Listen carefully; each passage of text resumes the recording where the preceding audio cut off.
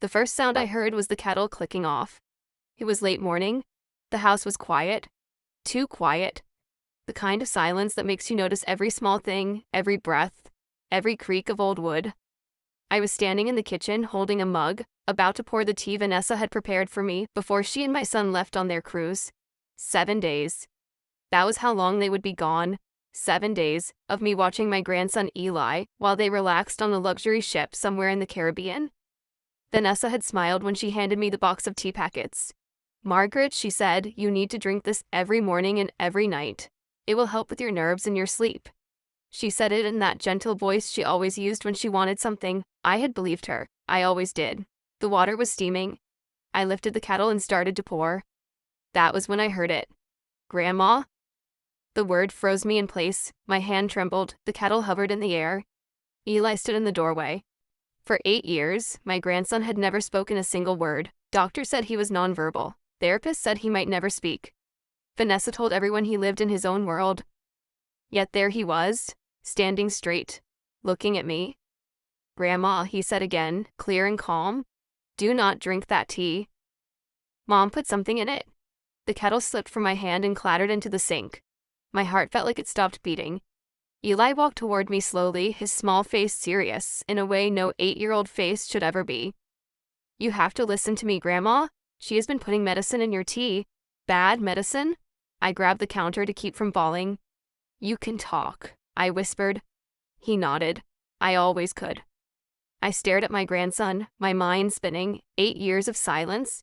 8 years of believing he could not speak. 8 years of trusting the woman who was now being named as a poisoner by her own child. I looked down at the mug. The tea was darker than usual. Stronger. The smell was wrong. "What did she put in it, Eli?" I asked. "Sleep pills," he said, "and other ones that make you forget things. She crushes them and mixes them in." My stomach twisted. "How long has she been doing this?" I asked. "A long time, Grandma. At least 2 years. She says if you get confused enough, the doctors will think it is just old age." I felt cold from the inside out. My own daughter-in-law, the woman who smiled at me and called me Mom. She had been slowly turning my mind against me. "Why did you never tell me before?" I asked. Eli looked down. "She told me if I ever spoke, she would send me away, and she said something bad would happen to you." I pulled him into my arms. For the first time in years, my grandson spoke, and with those words, everything I thought I knew about my family shattered. Before that moment in the kitchen, I thought I understood my family. I was Margaret Holloway, 68 years old, retired school librarian, widow for nearly a decade.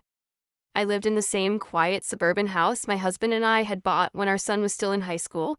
It was not a mansion, but it was paid off. It was mine. And over the years, I had built a modest but comfortable savings. That alone made me valuable to the wrong kind of people. My son Eric was 41, a good man, but a weak one. He hated conflict. He avoided difficult conversations. And ever since he married Vanessa, he had learned how to stay silent when things felt wrong. Vanessa was 36, beautiful, polished, always dressed like she was walking into a meeting, even when she was just going to the grocery store. She talked about goals and success and building a future. But what she really loved was control. Control over Eric, control over money, and control over anyone who got in her way. Then there was Eli, my grandson. 8 years old with big brown eyes that seemed to notice everything. Doctor said he was developmentally delayed. Vanessa made sure everyone believed he understood very little.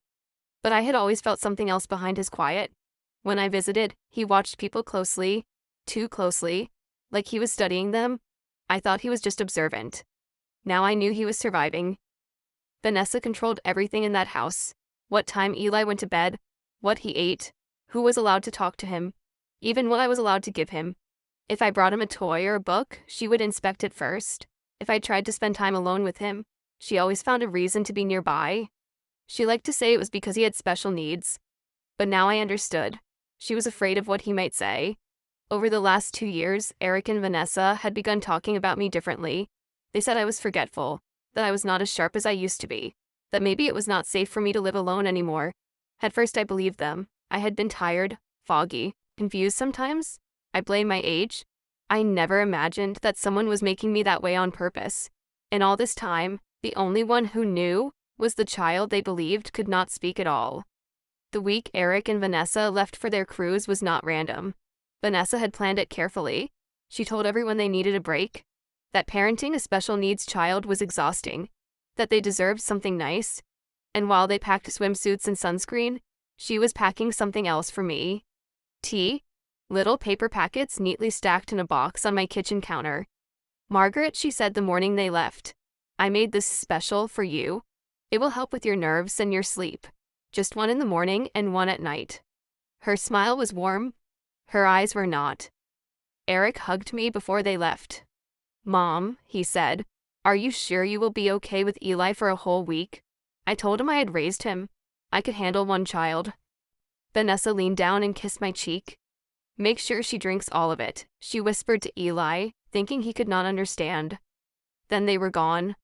A luxury car driving away toward a luxury ship, and a house that suddenly felt lighter, quieter, more honest. Until the truth came out, Vanessa had the perfect alibi. Hundreds of people, cameras, receipts, cruise records. If something happened to me while they were gone, it would look like nature had simply done what it always does. That is why the tea was stronger this time. That is why Eli spoke up when he did. She was not waiting anymore. She was trying to finish it. After I dropped the kettle back into the sink, Eli did not move. He stood there watching me, making sure I understood.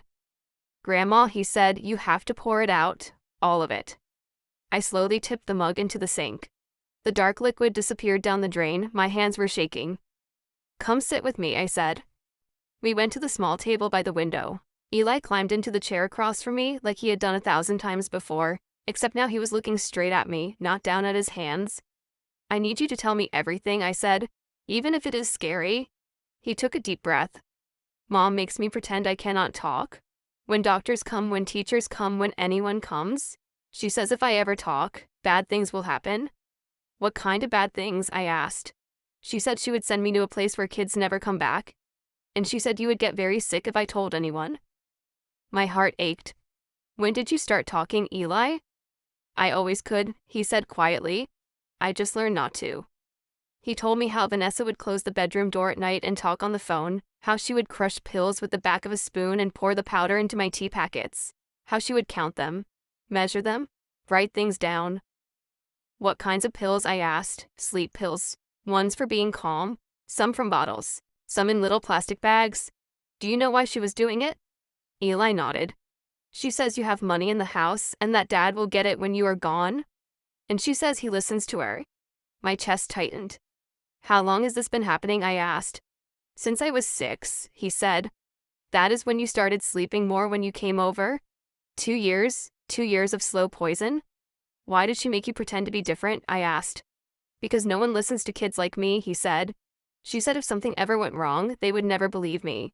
The truth was brutal and simple. Vanessa had turned her own child into a shield. A silent witness no one would take seriously. And for 2 years, it had worked. Once Eli began talking, the story came out in pieces, small details at first, then bigger ones. Every time I visited their house, Vanessa insisted I drink tea. Every time I said I was tired, she smiled and said it was my age. When I forgot a word or repeated a story, she told Eric I was getting worse. She was building a story about me long before she tried to end it. Eli told me she kept a notebook.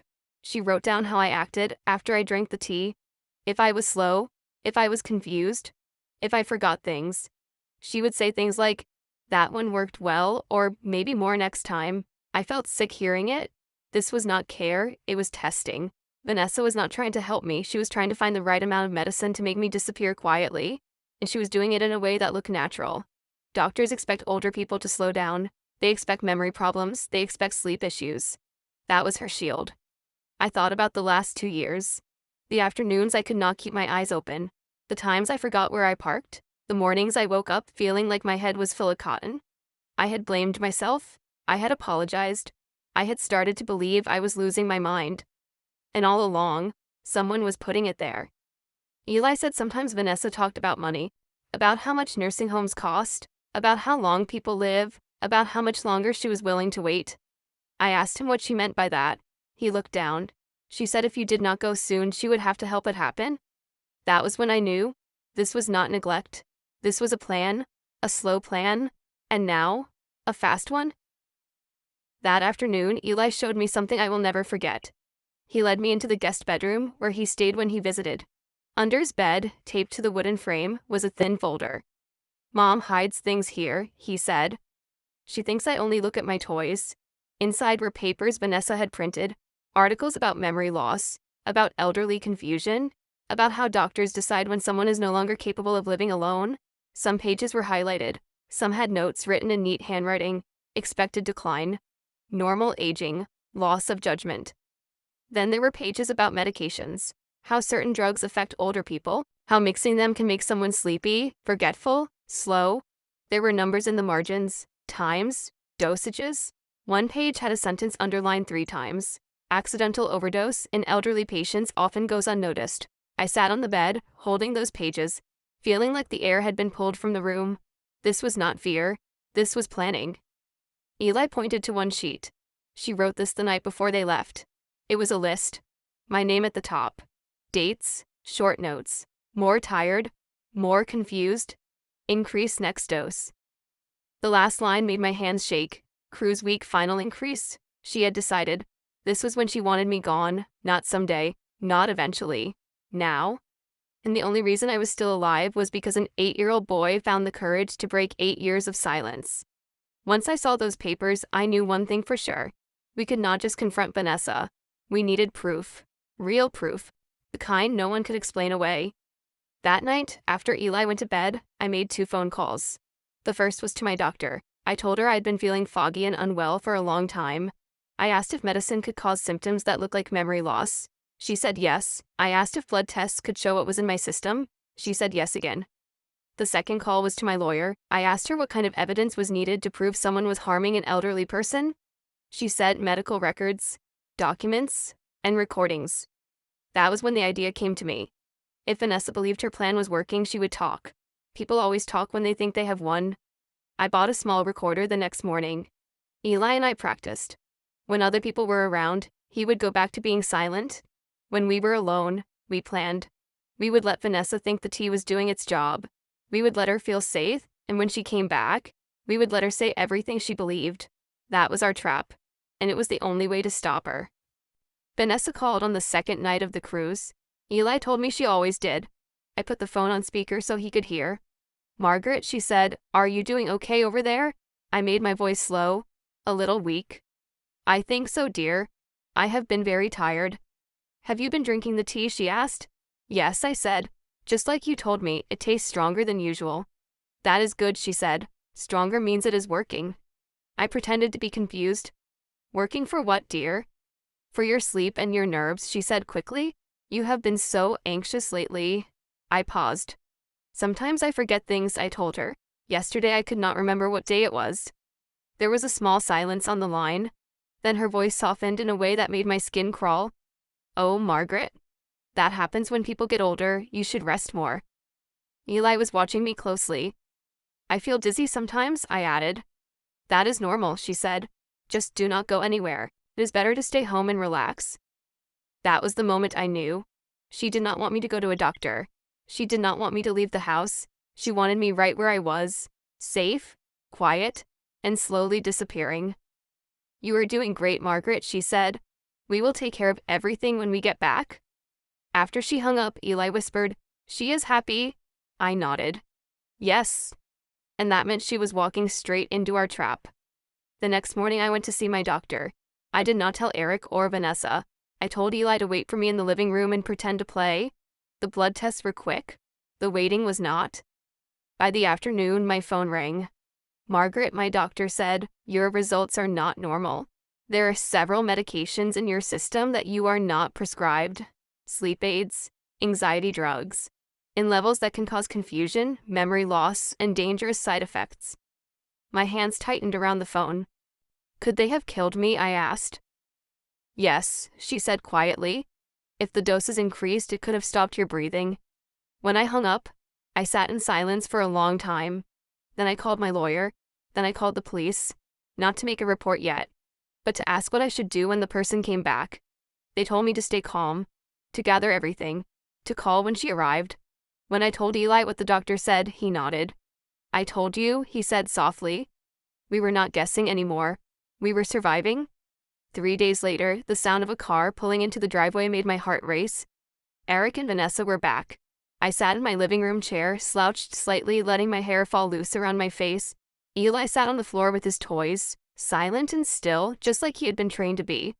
The front door opened. Margaret, Vanessa called out, "We are home." She walked in first, tanned, relaxed, smiling, until she saw me. "Oh my goodness," she said. "You look terrible." I lifted my eyes slowly. "I feel strange," I said. "Very tired." She came closer. "Have you been drinking the tea?" she asked. "Every day," I said. "Morning and night." "Good," she said softly. "Very good." Eric stood behind her, uneasy. "Mom," he asked, "are you okay?" "I forget things," I told him. "Sometimes I do not know where I am." Vanessa took his arm. "See," she said. "I told you she was getting worse. Maybe it is time we think about professional care." I pretended not to understand. "Care for what, dear?" "A place where they help people who cannot live alone anymore," she said gently. "A nursing home, where no one would notice if my tea kept working, where I would not be able to stop her." "I do not want to be a burden," I said. Vanessa smiled. "We will take care of everything." That was when I knew. She believed she had already won. I reached for Eli. "Sweetheart," I said, "can you bring Grandma some water?" He stood up slowly. Vanessa watched him. The recorder was hidden on the bookshelf behind him. Eli walked over. He picked it up. "What is he doing?" Vanessa asked.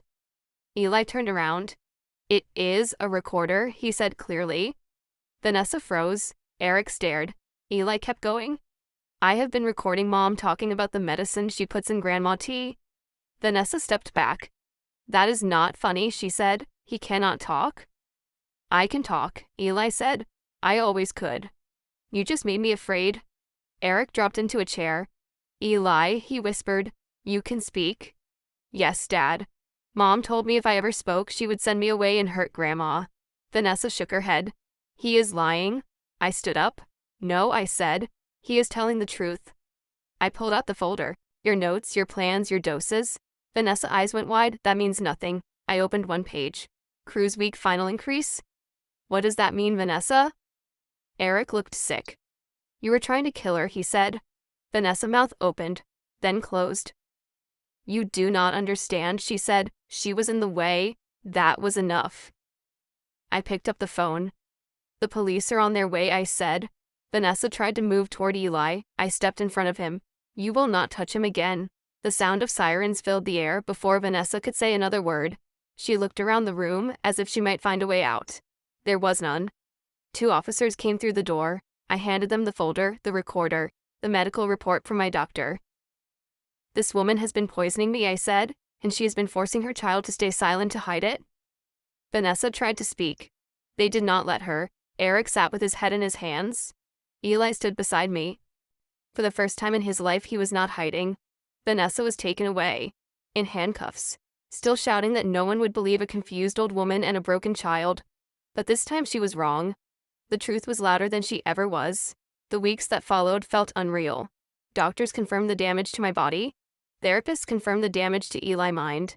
Vanessa was charged with attempted murder, elder abuse, and child abuse.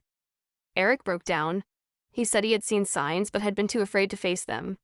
The court placed Eli with me, not temporarily, permanently. For the first time, my grandson was safe, and for the first time, he was allowed to be heard. Eli began speaking more every day, at first softly, then freely. He started school, he started therapy, he started laughing. The quiet, scared child disappeared little by little. My own mind came back as the drugs left my system. I remembered things again. I felt like myself again. We baked cookies, we read books, we talked. Things that had once been impossible were suddenly normal, and every normal moment felt like a victory.